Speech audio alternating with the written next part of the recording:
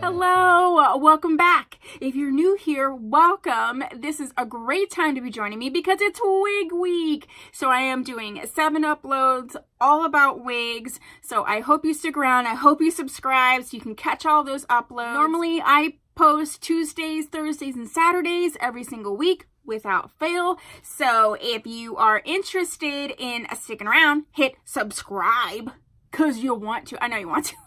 I want you to, you want me to, you want me to want you to. Anyway, so in this video, I am talking about all of the basic tools that you will need if you are wanting to wear wigs. So if you're a new wig wearer, if you're a aspiring wig wearer, then this is a video for you. This is all the stuff that can get you started so you can be off and rocking the wigs.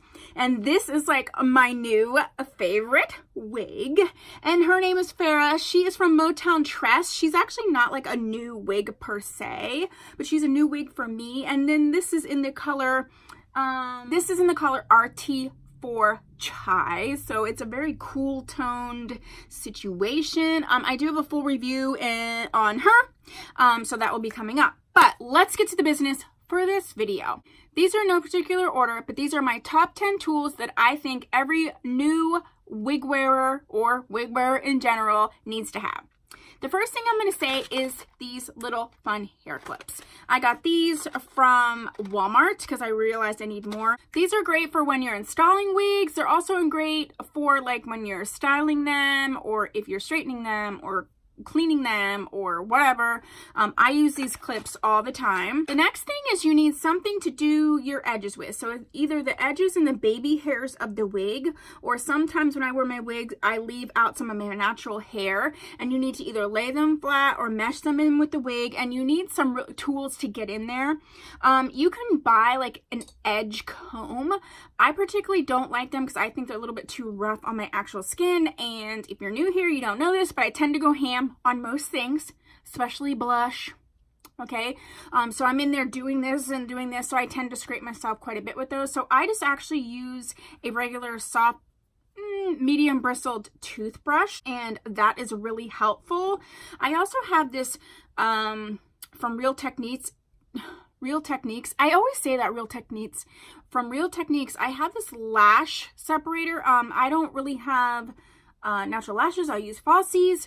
So I find that this works really well, especially when you're getting in baby hairs of the synthetic wigs, and you can just see, you can hear it kind of pulling that away and setting that down.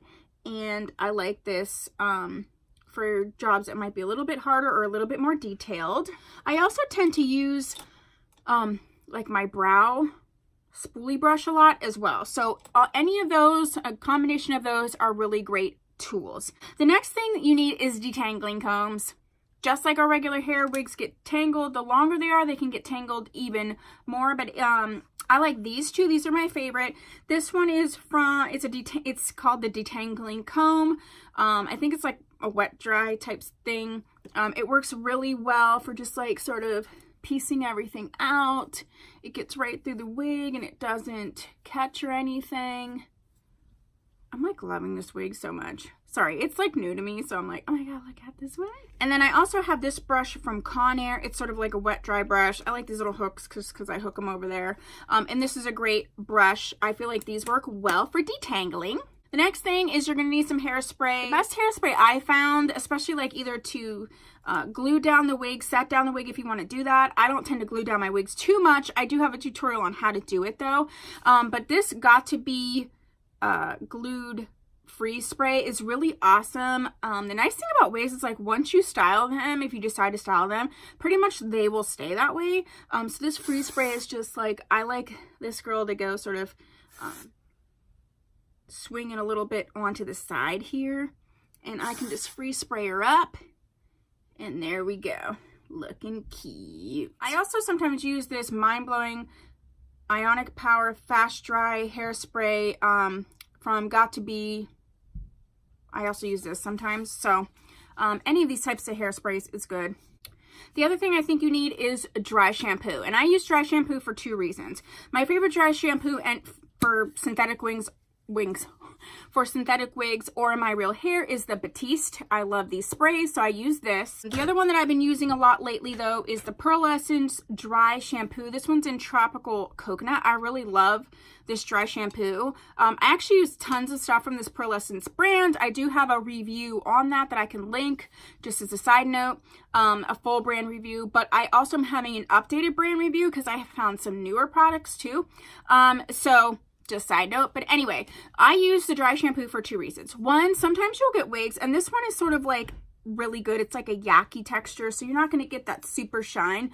But one of the things that gives away a wig is that sort of synthetic like shininess. Using dry shampoo on them takes that shininess down a little bit, and I think it really helps it make it really helps make it look a little more natural. The other thing is depending on how you store your wigs, I store my wigs when I'm not using them like regular in their packaging, in their plastic packaging. So I always spray them before I put them in there, just so when I take them out, they smell fresh. The next thing you're going to need to use is some gel, whether it's for your edges or to lay your wig down and secure it. I have used a Got To Be glued in the yellow and in the black. I have a video on these gels and like which ones I think are better or worse or what have you. I actually prefer either one. That's my personal. My favorite for the edges and laying baby hairs is this Cream of Nature with Argan Oil Perfect Edges. This I absolutely love. I just run the toothbrush in there and just run it along the end. So this one I love. I just bought this Gorilla Snot. Really. This is very popular on YouTube with wig wearers. I haven't used it too much just yet because I want to go through some of these ones first. But just this is an option as well. The next thing you need is either a flat iron or I think it's called a flattening comb or a hot comb, but I like this barreled curling iron. What you're going to use this for is sometimes you'll get wigs and right out of the package they can look a little funky in here, like because they've been bent or laid flat or what have you. And also like if you change up the part or you start to pluck the parting area, you know, it is synthetic, so if you take this on a medium heat and just run it along the edge, it'll like lay that part really flat, which makes it look way more natural. I like this one just because I feel like I can get in here and not worry, except for, again, sometimes I go ham with it because I'm like, when it's on the wig you can't feel it, and then I'm like, rake. This is not plugged in but I have raked it across my forehead before. But if you're careful with it, I find that this works a little better. You can also use a flat iron, like the side of the flat iron. That also works, but I just really like this. I also like because this has like a dialed temperature. Sometimes they don't, so you don't know how hot it's getting. And that can, you know, each wig is going to be different in terms of the level of heat safeness. So do check that out before you start, you know, going ham with this. The next thing that is important is a wig head. Now, this is, she's had a little accident because someone was going ham with this when curling a wig. See, look at that, it fits right in there. Oops. But I have a bunch of these. I got them for like $4.99 at Sally's Beauty, and I got a bunch that were given to me, which are awesome. So I use these a lot, either right before I'm putting them on my wigs or to comb them out or detangle them or what have you. So I do think a wig head's great. It's a great way to store them as well. You can put them up like on a shelf in your closet or what have you. So I think a wig head's important. Try not to hurt them. The other thing you're going to need is a little pair of scissors. If you're using lace front wigs, all this area will have sort of like lace there, and you'll need to cut it, and you'll want to cut it as close to the hairline as possible. And sometimes you will want to shape the hairline based on your hairline. So I got these little scissors. I think they were like either in the nail aisle or like the men's grooming section of Walmart, and they're just a little pair of scissors, and they're really nice to get like just right on in there. Also, if you use them this way, if you need to sort of lighten up the front or, you know, create a little bit of texture on the face, this one came like this, but some of them don't. You can just take this and just be cutting on a downward angle and just taking off a little bit just to make it look a little bit more natural and frame the face better. And the last thing I think every wig wearer needs is a bunch of bobby pins. So you can use bobby pins for a lot of things. For styling. Sometimes, like if you don't want to glue your wig down, you can use bobby pins like I did right here, just to secure the side of the wig there.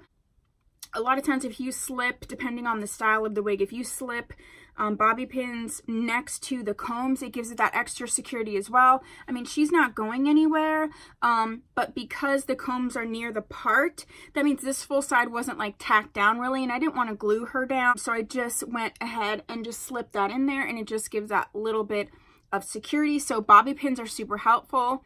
I also tend to bobby pin my hair up underneath my wig cap, and I think that's helpful, A, to like bobby pin your hair up, but I have found that sometimes it catches a little bit on the waves of the wig, so then it gives it a little bit of extra security as well. There you go. Those are my top 10 things that I think that any wig wearer should have. If you're a new wig wearer, I really think that you should gather together. You probably have most of the stuff anyway. I hope you stick around for the rest of the week. I'm going to be talking about all things wigs. This is going to be a really fun week. I'd love to have you stick around for the week and after. Thank you so much for watching. If you have some wig tips, wig tools that you think that other people should know about or I should know about, go ahead and leave them down below. I will see you in my next video. Bye.